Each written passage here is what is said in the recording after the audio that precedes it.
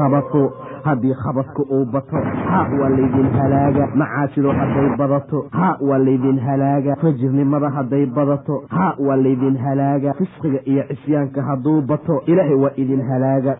waa laydin halaaga. ilaahay waa idin halaaga. ilaahay waa idin halaaga. maxaa alla soo dejiyey caawa oo khazaa'in ah? maxaa la soo dejiyey oo fitan ah buu dhahay nebiga? wanaadaa unzila oo min alfitani, fitanta markaa ka mid ah man yuuqid yaa ii kicinaya sabaaxib alxujuraati, xujuraadka qowladaha sawaaxibtooda. wuxuu ula jeedaa rasuulka waa ummahaatulmu'miniin, say rabbigood u caabudaan, say salaad u istaagaan, say alla u xusaan. ileen fitan ayaa timid, loogama badbaadi kara ilaa diin alla maahane, ma looga fakan kara ilaa in xaqa la raaca maahane, in ilaahay la caabudo maahane, in diinta lagu dadaalo maahane. rasuulku aad iyo aad ayuu maalintaa u soo argagaxay. goormay dhacaysa? wakhtiga dadka la masakhayo oo ilaahay dadka uu doorinaayo ama la bedelaayo, dhagxaanta lagu soo qubaayo, dhulka lala goynaayo, dhul gariirka uu badanaayo. wakhtigee waay rasuulkii ilaahayow? nebigu wuxuu yidhi idaa dahara qaynaatu, haddii qaynaadka ay soo daahiraan. qaynaadka waxaa loola jeedaa waa muqaniyaad, waa fanaaniintii gabdhaha heesa. mar allaala markay soo daahirto oo ay bannaanku timaado, iyo walmacaasifu. maanta shahaadooyin ayaa lagu bixiyaa heesaha. waxay noqdeen dad dadka laga sooco oo laga qadariyo oo laga qiimeeyo. xaaladda sidaayay ahaanin. war dadka waxa lagu qadariyo diinta alla ha ahaato. umadaydu haddii ay samayso 15 waxyaabo, waxaa ku soo degaya dushooda balaha. waxaa loo yidhi wamaa hunna yaa rasuula allah. rajulka haddii sawjadiisa uu ateeco oo hooyadii uu ku caasiyo, maca daalika sadiiqiisa iyo saaxiibkiisuu u baari falo, aabbihii uu gooyo. واتقوا فتنة لا تصيبن الذين ظلموا منكم خاصة واعلموا أن الله شديد العقاب. fidnada imtixaanka goormay dhacaysa? wakhtiga dadka la masakhayo oo ilaahay dadka uu doorinaayo ama la bedelaayo, dhagxaanta lagu soo qubaayo, dhulka lala goynaayo. rajulka haddii sawjadiisa uu ateeco oo hooyadii uu ku caasiyo, maca daalika sadiiqiisa iyo saaxiibkiisuu u baari falo, aabbihii uu gooyo. واتقوا يوما ترجعون فيه إلى الله ثم توفى كل نفس ما كسبت وهم لا يظلمون. مكتبة رياض الصالحين وحي إذن صوبا لقيسا محاضرة عنوان كيدو يهي زمنكي فتنة وحان سوجيدي فضيلة الشيخ بسم الله الرحمن الرحيم. الحمد لله رب العالمين، والعاقبة للمتقين ولا عدوان إلا على الظالمين. وأصلي وأسلم على نبينا محمد وعلى آله وأصحابه ومن اهتدى بهديه إلى يوم الدين. أما بعد، فقد قال الله تعالى في محكم تنزيله وهو أصدق القائلين: واتقوا فتنة لا تصيبن الذين ظلموا منكم خاصة واعلموا أن الله شديد العقاب. إلهي سبحانه وتعالى ummadda waxa uu uga digay fitno haddii ay dhacdo ama ay timaado aan qaas ama si qaasa u qabanaynin dadka dulmiyey keliya, laakiinse caam ahaan ummadda ay u asiibi doonto. ilaahay wuxuu yidhi wattaquu fitna, waxaad ka cabsataan fitno oo laa tusiibanna aladiina dalamuu minkum khaasa, dadka daalimiinta ah ee fitnadaa galay ama dulmigaa sameeyey aysan asiibaynin keligood oo dadkoo dhan ay camimayso. waclamuu ana allaha shadiidu alciqaabi, waxaadna ogaataan ilaahay inuu yahay alla shadiidulciqaab ah, ciqaabkiisana adag yahay. waxaa jirta fidnooyin aad iyo aad u badan oo bulshada dhexdeeda ku faafsan. waxaa loogu talagalay dadka muslimiinta ah inay ka hortagaan. waxaa loogu talagalay fidnada in la joojiyo. waxaa loogu talagalay qof walba inta karaankiisa ay tahay inuu nafsadiisa, usradiisa iyo bulshada oo dhan wanaajiyo si looga badbaado cadaabka caamka ah ee imaanaya. dadka muslimiinta waa inaysan ku kadsoomin badnaanta iyo yaraanta, ileen mar walba waa in khayrka iyo wanaagga lagu socdaa. ilaahay wuxuu yidhi ma eka khabiidka iyo tayibka walow acjabaka kasratu lkhabiid. khabiidka badnaantiisaba ha ku cajab geliye. meelaha xumaanta, fisqiga iyo waxyaabaha rabbi dida lagu haayo badnaanteedaba ha ku cajab gelisee isku mid markaa ma aha. qul laa yastawi alkhabiisu waatayib.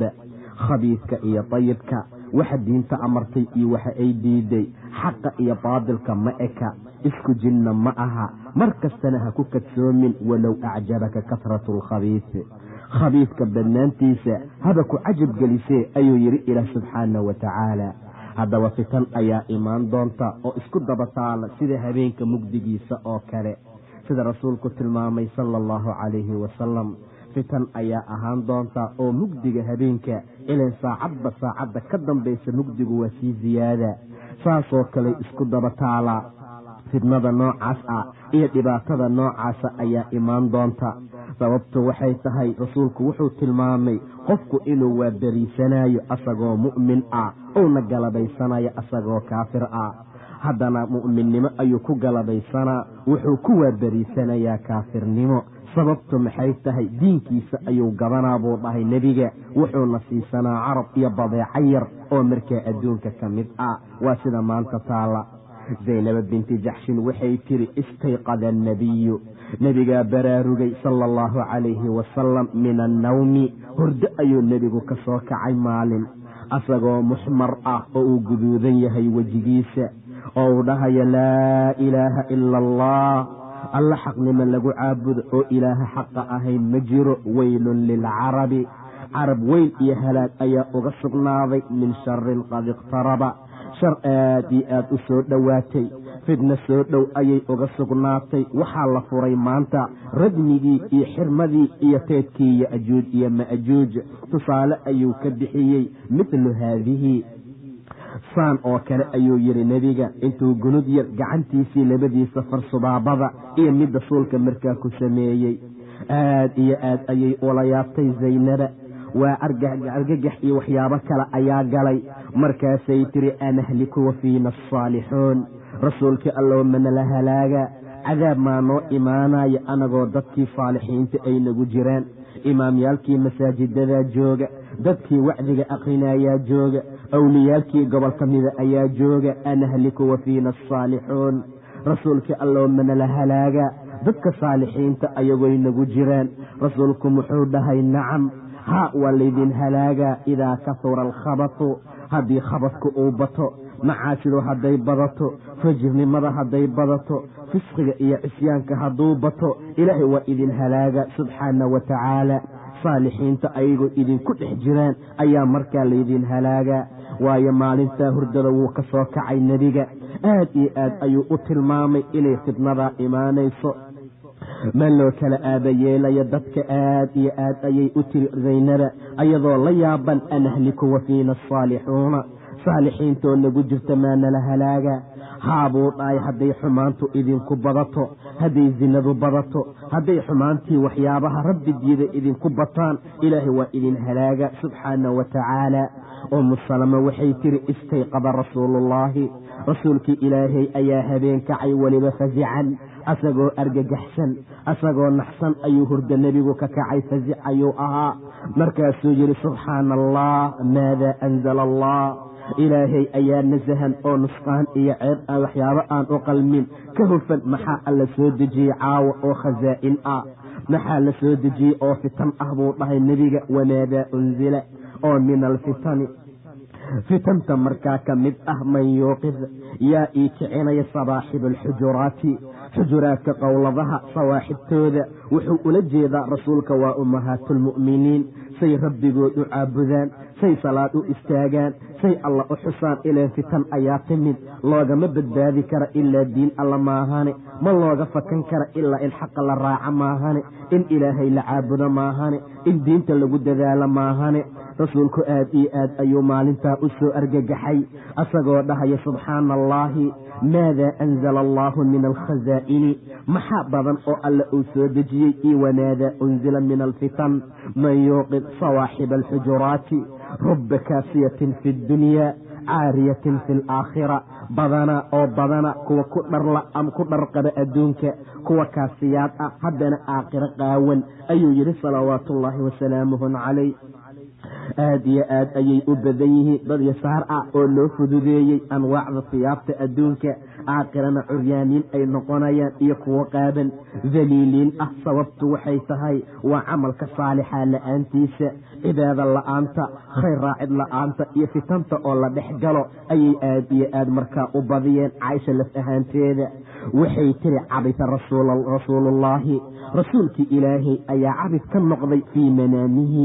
cabidka waxaa loola jeedaa taxaraka jismah, jasadkiisa ayaa ku dhaqdhaqaaqay ama gobol ka mid ah hurdadiisa dhexdeeda. fasa'alnaahu, markaasaan su'aalnay rasuulka, markaasuu noo sheegay cajaa'ib fara badan, fitan badan iyo waxyaabo badan oo noocaas ah inay markaa imaanayaan. cabdullaahi bni cumar wuxuu yidhi rasuulku wuxuu dhahay idaa anzala allaahu biqowmin cadaaban, haddii ilaahay qoom cadaab ku soo dejiyo asaaba alcadaabu man kaana fiihim, cadaabkaa wuxuu asiibayaa dadka ku dhex sugan oo kale. intaa ka gadaal qof walba acmaashooda iyo niyadooda ayuu ku soo bixinaa ilaahay subxaana wa tacaala. haddaba waxaa loo baahan yahay fitanta inaan ka dhowrsano, inaan aad iyo aad u dadaalno, macruufka lays amro, munkarka layska reebo. ilan qoom ayaa la lacanaday, sababta loo lacanadayna waa inay munkarka iska reebi waayeen. lucina aladiina kafaruu min bani israa'iila calaa lisaani daawuuda wa ciise bni maryam ayuu dhahay ilaahay, waa la lacanaday lucina aladiina kafaruu oo reer bani israa'iil ka mid ahaa calaa lisaani daawuuda, nebi daawuud lisaankiisa iyo ciise bni maryam ayaa lagu lacanaday. daalika bimaa casaw wa kaanuu yactaduun, waa cisyaankii ay sameeyeen, waa fitantii ay dhex galeen, waa xumaantii ay joojin waayeen iyo xadgudubkii ay ku xadgudbeen awaamirta iyo diinta ilaahay. daalika bimaa casaw wa kaanuu yactaduun, maxay ahaayeen? kaanuu laa yatanaahawna can munkar, waxay ahaayeen kuwo aan munkarka iska reebin, waxay ahaayeen kuwo aan xumaanta iskala dagaalamin, waxay ahaayeen kuwo khayrka iyo wanaagga aan isfarin. kaanuu laa yatanaahawna can munkarin facaluuh, munkarka ay samaynayeen ayay iska reebaynin. waxaa baas lahaaday wixii ay samaynayeen ayuu yidhi ilaah subxaana wa tacaala. abibakar wuxuu yidhi dabo waxaad akrinaysaan aayadan ilaah uu ku tilmaamay subxaana wa tacaala, war dadka iimaanka lahow calaykum anfusakum laa yadurakum man dalla id ihtadaytum. qof walba nafsadiisa ha ahaado, idin dhibi maayo qofkii markaa idin dhiba. maca daalikaad gacmaha laabateen, xaqaad isku sheegi weyseen, fitanta dadku ay ku jiraan, macaasidii badatay, xumaantii badataad ka aamusteen ood ka gacan laabateen. rasuulkii allah ayaan maqlay asagoo dhahaaya xumaanta ayaad reebaysaan, munkarka iyo waxyaabaha alla diidaad iskala dagaalamaysaan, waxaad is amraysaan macruufka. haddaad saas yeeli weysaan waxaa soo degdegaya cadaab inuu alla idin keeno subxaana wa tacaala. akhyaarta idinku fiicfiican ee idinku dhex jirta ayaa rabbi baryayso yaa rabbi dhahaysa, wax laga ajiibayana aan jirin. maca daalika dadku waa inay khayrkaa ku dadaalaan. dadka xumaanta iyo fitanta iyo waxyaabaha rabbi diiday ku dhex jira iyo culimada la raba inay xaqa farto oo xumaanta ay ka reebto ayuu nebigu miithaal iyo masal ka bixiyey. waxaa la rabaa in loo adkaystoo loo dulqaato, waxaa la rabaa dadka xumaanta inaan laga aamusin, in mar walba xaqa loo sheego, in dhibkooda naga dhaafa aan la dhihin oo lagu dhibtooda habeen iyo maalin, in hurdada looga tago, in adduunka la ogaada inuu yahay adduun daciif ah oo meesha loo socdo qiyaamo ay tahay. waxa lagu badbaadayana diinta alleh iyo fidnada oo layska ilaaliya ay tahay. rasuulku wuxuu yidhi masalka midka ku taagan xuduudda alleh iyo midka waaqica ah ee ku dhex dhacaaya waxay la mid yihiin qoom u qoryo tuurtay doon laba dabaq ah. qolyo u qoryo tuurtay ayay markaa la mid yihiin. qola waxay heleen meeshii kore, kuwana waxay heleen dabaqii hoose. kuwa hoose mar allaala markay rabaan inay ka waraabaan badda oo ay biyo ka qaataan, kuwa kore ayay soo marayaan, saasay biyaha uga qaataan. qoladii hoosaa tashatay oo waxay sameeyeen shir, waxay ku heshiiyeen inaysan dhibin dadka kore, laakiin ay dilaysadaan ama ay duleeliyaan doonta oo ay kala soo baxaan biyaha nasiibkooda hoos inay uga soo gasho. sidaa ayay damceen ayna ku heshiiyeen. rasuulku wuxuu yidhi qolada kore hadday ka aamusaan kuwa hoose iyo ujeeddada iyo waxyaabaha ay rabaan, doontana ay biyo soo gasho wahalakuu jamiica, kuwa hoose iyo dhammaan way wada halaagsamayaan.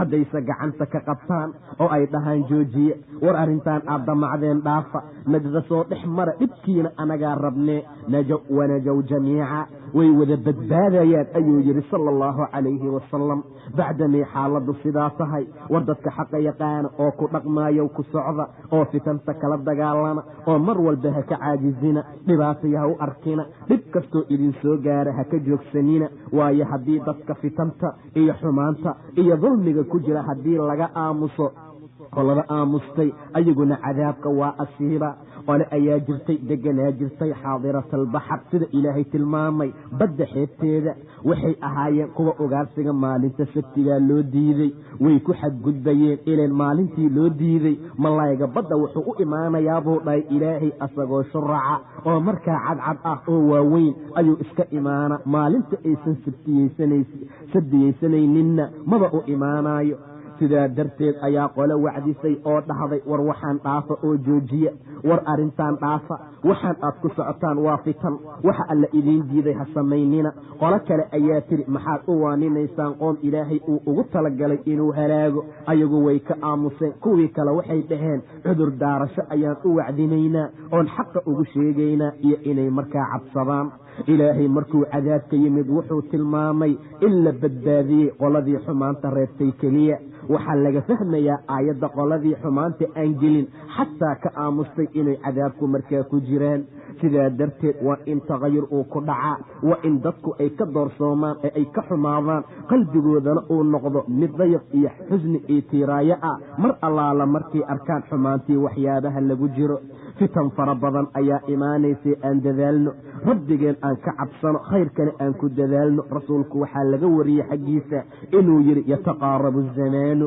zamankaa isku soo dhadhowaanaya cilmiga ama camalka ayaa nusqaamaya waxaa lasoo tuuraya shuxigii iyo baqiilnimadii fitan ayaa soo daahiraysa watadharu lfitanu fitan ayaa soo daahiri doonta wayakturu lharju harjigana waa badan doona rasuulkii ilaahayow ayumaa huwa ayay dhaheen harjigu muxuu yahay qaala alqatlu dilka waaye ayuu yidhi nebiga alqatl waa dilka sidaa darteed ayaa mar walba loo baahan yahay dadka muslimiinta ah intuusan cadaabku imaanin in aad iyo aad loo dadaalo caaisho ilaahay ha ka raadi noqdee waxay tiri rasuulka xaggiisa ay ka warisa yakuunu fii aakhiri haadihi alumma rasuulku inuu yidhi ummaddan aakhirkeeda waxaa ahaan doona khasfun wa maskhun wa khadfun waxaa ahaan doona khasfi waa dhulgo iyo in la masaqo iyo qadfi iyo waxyaabo dhagxaan ah in dadka markaa lagu soo qadfo waxaan idhi bay tiri yaa rasuulallah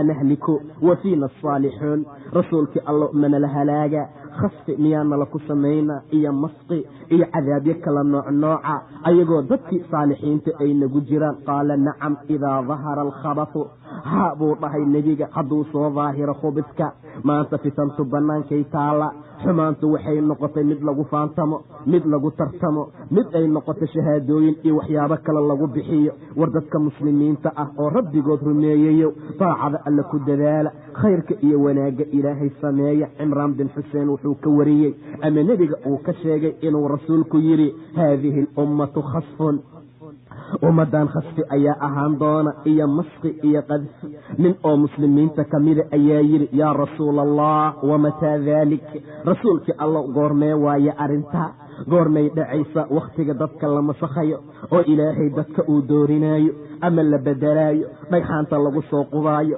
dhulka lala goynaayo dhul gariirka uu badanaayo wakhtigee waay rasuulkii ilaahayow nebigu wuxuu yidhi idaa daharat ilqaynaatu haddii qaynaadka ay mataqaanaa soo daahiraan qaynaadka waxaa loola jeedaa waa muqaniyaad waa fanaaniintii gabdhaha heesa mar allaala markay soo daahirto oo ay bannaanku timaado iyo walmacaazifu macaazifta waa aalaatu lahwi waa waxyaabaha lahwiga ah muusikada waxyaabaha la tumo turumbooyinka waxyaabaha lamidkaa oo dhan oo washuribat ilkhumuuru khumuurtana la cabo waa khamrigee sida ayuu dhahay sala allahu calayhi wasalam haddii abwaaniintii fanaaniintu ay bataan dumarkii heesayay ay noqdaan kuwa adduunka laga jeclaado oo ayagoo ay noqdaan dadkii waxanuunin lahaa oo ayagu ay noqdaan dadkii laga dambeeyey idaa daharat haddii ay soo daahirto muqaniyaadka waa dumarka heesa oo mataqaanaa masraxyada istaaga.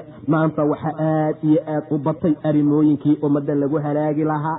waxaa la taagan yahay zaman fitan ah, waxaa lagu jiraa fitno aad iyo aad u adag. war dadka muslimiinta, wattaquu fitnatan laa tusiibanna aladiina dalamuu minkum khaasa, ka cabsada fidno aan asiibaynin dadka dulmiyey keliya, si khaasa aan ugu dhacayn. midka imaamka ah, midka sujuudsan, midka masaajidka ku dukanaya, midka dadka khayrka u sheegaya, dhammaan ay camimi doonto. fidnada ka cabsada ayuu yidhi ilaah subxaanahu wa tacaala, wattaquu fitnatan laa tusiibanna aladiina dalamuu minkum khaasa, si khaasa aan ugu dhacaynin. waclamuu ana allaha shadiidu alciqaabi, ogaada ilaahayna inuu ciqaabkiisu adag yahay, ciqaabkiisu kakan yahay.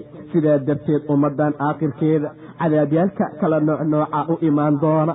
rasuulka waxa uu ku yidhi ninka muslimiinta ka mid ah, yaa rasuula allaahi wamataa daalika, arrintaa goormay ahaanaysaa? wakhtiga ay ahaanaysa waa wakhtigee? rasuulku wuxuu tilmaamay zamanka aan maanta ku jirno. qaynaadku haddii ay soo daahiraan, maanta shahaadooyin ayaa lagu bixiyaa heesaha. waxay noqdeen dad dadka laga sooco oo laga qadariyo oo laga qiimeeyo. xaaladda sidaayay ahaanin. war dadka waxa lagu qadariyo diinta alla ha ahaato, qur-aanka ilaahay ha ahaado. rabbi subxaanahu wa tacaala qof walba sida uu uga dhow yahay qofka kale waa in loo qiimeeyaa.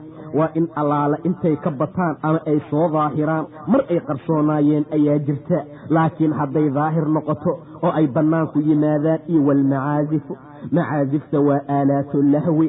maanta waxay noqdeen ayaguna kuwa meel kasta lagu iibiyo, bannaankay wada yaalaan. khamradii markaa la cabo, xaaladda noocaas ah haddii ay timaado ayuu tilmaamay nebiga khasfiga iyo masaqa inuu markaa imaanayo, iyo dhagxaantii markaa lasoo qubi lahaa, cadaabyaalkii kala noocnooca ahaa, sidaasay markaa ku imaanayaan. cali bni abi aalib waxaa laga wariyey xaggiisa ama nebiga uu ka sheegay inuu rasuulku yidhi, idaa facalat ummatii, ummadaydu haddii ay samayso oo ay ku dhaqaaqaan 15 khasla, 15 waxyaabood, xalla biha albalaa, waxaa ku soo degaya dushooda balaha, fidnada, imtixaanka iyo waxyaabaha la midka ah.